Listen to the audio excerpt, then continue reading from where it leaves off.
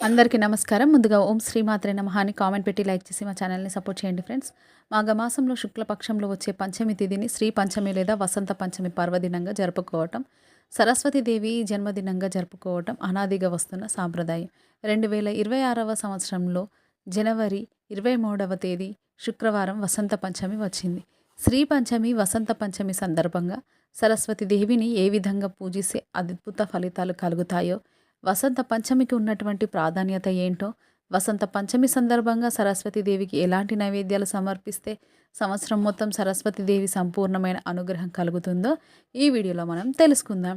ఈ వసంత పంచమికి ఉన్నటువంటి ప్రాధాన్యతను మనం పరిశీలిస్తే మనకు వేదం ఏం చెప్తుందంటే, దేవి వాచ మజనయంత దేవాహ అంటుంది.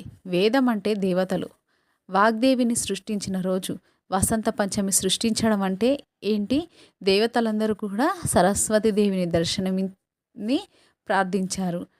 దేవతల ప్రార్థనల మేరకు సరస్వతీదేవి దేవతలందరికీ దర్శనమిచ్చింది.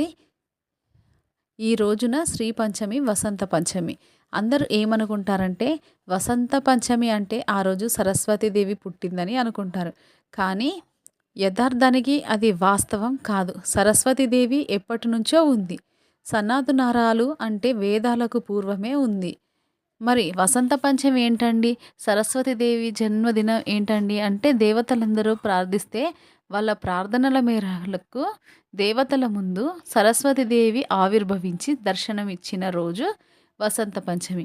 అలాగే వసంత పంచమి గురించి మనకి దేవి భాగవతం బ్రహ్మవైవర్త పురాణంలో ఇంకో విషయం కూడా చెప్పారు. అదేంటంటే, ఒకసారి శ్రీకృష్ణ పరమాత్మకి లోకపాలకుడు కావాలనే కోరిక కలిగింది. లోకాలని అన్నీ కూడా తన ఆధీనంలోనే ఉండాలనే కోరిక కలిగింది. అప్పుడు శ్రీకృష్ణ పరమాత్మ మనం పూజిస్తున్నటువంటి సరస్వతీదేవిని ఆవాహన చేసి చతుర్భుజాలతో తెల్లటి వస్త్రాలతో ఉన్నటువంటి సరస్వతీదేవిని పూజించిన రోజు శ్రీ పంచమి, వసంత పంచమి. శ్రీకృష్ణుడు పూజ మేరకు సరస్వతీదేవి శ్రీకృష్ణుడికి దర్శనం ఇచ్చిన రోజు వసంత పంచమి. అంటే శ్రీకృష్ణుడు పరమాత్మ మొట్టమొదటిసారిగా సరస్వతీదేవి పూజను తాను ప్రారంభించి సరస్వతీదేవిని ఆవాహన చేసి లోకపాలకుడయ్యే శక్తిని పొందిన రోజు వసంత పంచమి. కాబట్టి దేవతల కోరిక మేరకు సరస్వతీదేవి దేవతలకు దర్శనమిచ్చిన రోజు వసంత పంచమి. శ్రీకృష్ణుడికి లోకపాలకుడయ్యే శక్తిని అనుగ్రహించిన రోజు వసంత పంచమి. బ్రహ్మవైవర్త పురాణం ఏం చెప్తుందంటే, గోలోకంలో రాధాదేవి ముఖం నుంచి సరస్వతీదేవి ఆవిర్భవించిందని బ్రహ్మవైవర్త పురాణంలో చెప్పారు. అయితే సరస్వతీదేవి ఆవిర్భవ దినము శ్రీ పంచమి, వసంత పంచమి రోజు సరస్వతీదేవిని ఎలా పూజించాలి, సరస్వతీదేవిని ఎలా పూజిస్తే సరస్వతీదేవి సంపూర్ణమైన అనుగ్రహం కలుగుతుంది. సర్వశుక్ల సరస్వతి అన్నారు. అంటే సరస్వతీదేవి తెలుపు రంగులో ప్రకాశిస్తూ ఉంటుంది, తెల్లటి వస్త్రాలు ధరించి ఉంటుంది. కాబట్టి అందరూ కూడా ఇంట్లో సరస్వతీదేవి ఫోటో పెట్టుకొని ఆ ఫోటోకి తెల్లటి పూలమాలికలు అలంకరించాలి.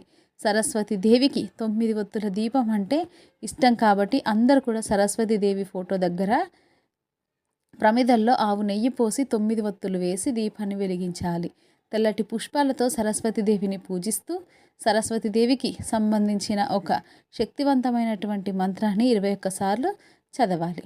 ఆ మంత్రం ఏంటంటే, ఓం ఐం సరస్వత్యై నమః. ఇది మంత్రం. ఓం ఐం సరస్వత్యై నమః. ఈ మంత్రం 21 సార్లు చదివాక సరస్వతీదేవికి ప్రత్యేకమైన నైవేద్యాలు సమర్పించాలి. ఏ నైవేద్యాలు సమర్పించాలి అంటే, పాలు, పెరుగు, తెల్ల బెల్లము, తెల్లటి కొబ్బరి, చెరుకు ముక్కలు, వీటన్నిటిని సరస్వతీదేవికి నైవేద్యంగా సమర్పించవచ్చు. లేత కొబ్బరి బోండా నీళ్లు కూడా సరస్వతీదేవికి నైవేద్యంగా సమర్పించవచ్చు. ఆవు నెయ్యితో చేసిన పదార్థాలు కూడా నైవేద్యంగా సమర్పించవచ్చు. సాధ్యమైనంత వరకు తెల్లటి పదార్థాలు సరస్వతీదేవికి నైవేద్యంగా సమర్పిస్తే సరస్వతీదేవి అనుగ్రహం సంపూర్ణంగా కలుగుతుంది. అలాగే శ్రీ పంచమి, వసంత పంచమి రోజు అందరూ కూడా సరస్వతి కవచం అనే ఒక శక్తివంతమైన కవచాన్ని చదివితే మంచిది, లేదా వింటే మంచిది. ఎందుకంటే ఈ సరస్వతి కవచానికి విశ్వజయం అనే పేరు ఉంది. విశ్వాన్నే జయించే శక్తి లభించాలంటే శ్రీ పంచమి రోజు సరస్వతి కవచం చదవాలి. ఏంటండి ఈ సరస్వతి కవచానికి నిజంగా అంత శక్తి ఉందా అంటే, పురాణాల్లో ఏం చెప్పారంటే ఒకానొక సమయంలో యజ్ఞవల్క మహర్షి అనే ఒక పెద్ద మహర్షి ఉండేవాడు. చాలా గొప్ప మహర్షి. ఆయన సమస్త విద్యలు నేర్చుకున్నాడు. వైశంపాయనుడి దగ్గర విద్యలన్నీ నేర్చుకున్నాడు.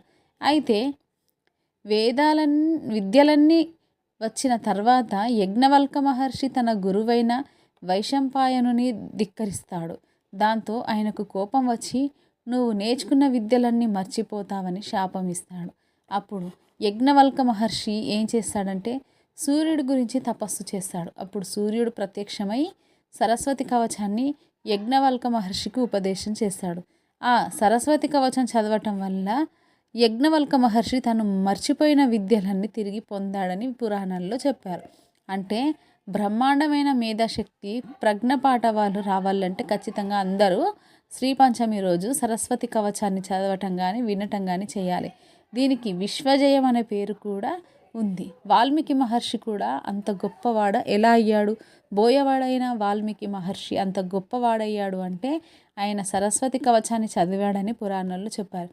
అంతటి శక్తి వ్యక్తి సరస్వతి కవచానికి ఉంది. అది చదవటం కానీ వినటం కానీ తప్పకుండా చేయండి.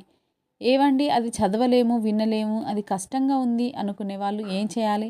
సరస్వతి ద్వాదశ నామ స్తోత్రాన్ని అయినా సరే చదవటం కానీ వినటం కానీ చేయాలి. దానివల్ల ఉత్తమ ఫలితాలు కలుగుతాయి. అది కూడా చేయలేని వాళ్ళు విద్యార్థులు విద్యారంగంలో రాణించాలి, పోటీ పరీక్షల్లో రాణించాలి, గవర్నమెంట్ జాబ్స్ రావాలి, కాంపిటేటివ్ ఎగ్జామ్స్లో సక్సెస్ రావాలి అనుకున్న వాళ్ళు ఏం చేయాలంటే శ్రీ పంచమి రోజు ఒక గ్లాసులో నీళ్లు తీసుకోవాలి. ఆ నీళ్ళ మీద అరచేయి ఉంచి ఓం ఐం వాణ్యాయి స్వాహ అనే మంత్రాన్ని 108 సార్లు లేదా 54 సార్లు లేదా 21 సార్లు మీ వీలును బట్టి చదవాలి. చదివేటప్పుడు గ్లాస్లో ఉన్న నీళ్ళ మీద మీ వేళ్ళు ఉండేలాగా చూసుకోవాలి. ఆ తర్వాత ఆ నీళ్లు తాగేసేయాలి. ఐం అంటే సరస్వతి దేవి బీజాక్షరం కాబట్టి ఈ మంత్రంతో చదివినటువంటి ఈ నీళ్లకు శక్తి వస్తుంది. ఆ నీళ్లు తాగితే సరస్వతీదేవి సంపూర్ణమైన అనుగ్రహం కలుగుతుంది. ఇది శ్రీ పంచమి రోజు చేసుకోవాల్సిన పరిహారంగా పరిహార శాస్త్రంలో చెప్పారు. కాబట్టి మీరు చదవగలిగితే సరస్వతి కవచం చదవండి లేదా వినండి. అది విశ్వజయం, దాన్ని మించింది లేదు. లేదా సరస్వతి ద్వాదశ నామ స్తోత్రం చదవండి. అది కూడా చేసుకోలేని వాళ్ళు ఓం ఐం వాణ్యాయి స్వాహ ఈ మంత్రాన్ని ఖచ్చితంగా చదువుతూ గ్లాసులో నీళ్ళ మీద చెయ్యి పెట్టి ఆ తర్వాత మంత్రించిన నీళ్లు తాగండి. వసంత పంచమి సందర్భంగా సరస్వతీదేవి సంపూర్ణమైన అనుగ్రహం పొందండి. అసలు సరస్వతి శక్తిని ఎలా వర్ణించారు అంటే సరస్వతి శక్తి 4 రకాలుగా ఉంటుంది. పరాపశ్యంతి, మధ్యమ వైఖరి అనే 4 శక్తులుగా ఉంటుంది.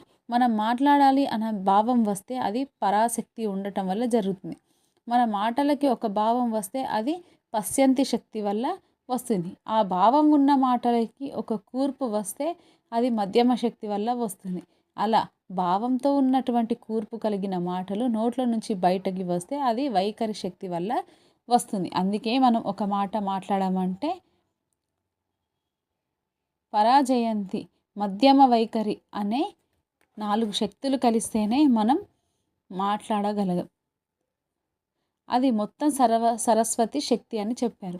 శ్రీ పంచమి వసంత పంచమి రోజు కొన్ని దానాలు ఇస్తే కూడా మంచిది. అన్నదానం చేసినా, వస్త్రదానం చేసినా, పుస్తక దానం చేసినా కూడా సరస్వతీదేవి సంపూర్ణమైన అనుగ్రహాన్ని సులభంగా పాత్రలు కావచ్చు. కాబట్టి మాఘమాసంలో శుక్లపక్షంలో వచ్చే శ్రీ పంచమి, వసంత పంచమి, సరస్వతీదేవి ఆవిర్భవ దినము జనవరి 23వ తేదీ శుక్రవారం వచ్చింది. అందరూ కూడా ఇలా ప్రత్యేకంగా సరస్వతీదేవిని పూజించి సంవత్సరం మొత్తం సరస్వతీదేవి సంపూర్ణమైన అనుగ్రహానికి పాత్రులవ్వాలని మనస్ఫూర్తిగా కోరుకుంటూ సర్వేజన సుఖినో భవంతు. స్వస్తి. మీకు ఈ వీడియో నచ్చితే తప్పకుండా లైక్ చేసి షేర్ చేయండి. మరిన్ని మంచి వీడియోస్ కోసం మా ఛానల్ని సబ్స్క్రైబ్ చేయండి. ధన్యవాదాలు.